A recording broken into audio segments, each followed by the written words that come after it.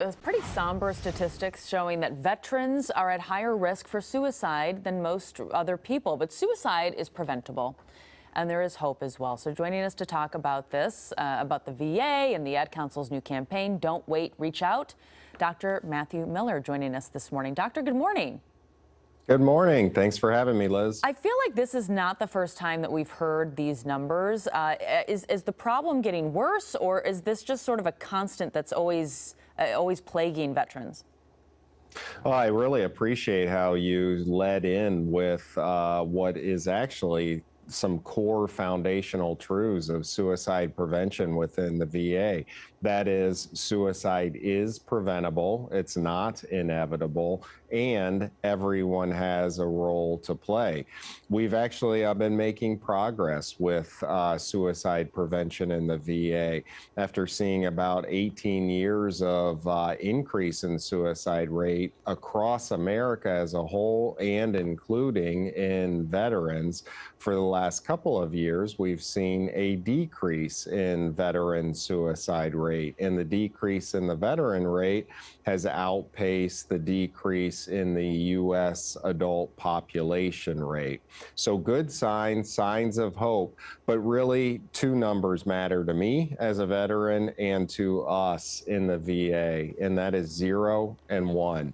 And as long as there's one veteran suicide, we have more work to do.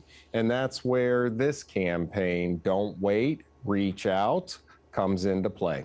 So talk a little bit about that. I mean, because you said, as long as there's one, this is going to be a situation here that, we're going to be talking about. So when it comes to veteran suicide, what are some of the common stresses that veterans are facing in their civilian life that's maybe exacerbating this issue?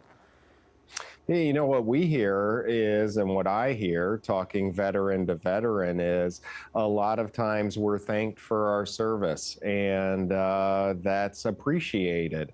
A lot of times we're maybe perceived as a role model, or even in some cases as a hero. But in the context of that, we also face very real world issues, like perhaps standing in a line and having our credit card declined, or sending out resumes and not receiving any offers in response, or being served legal papers of some sort.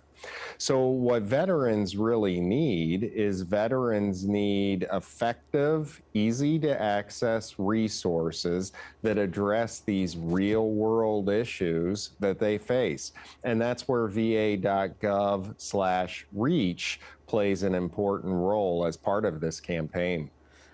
So it's good that you're pointing out those resources. That was actually my next question. But besides that, for the rest of us out there who want to help veterans and be allies for veterans, how can we be part of the solution?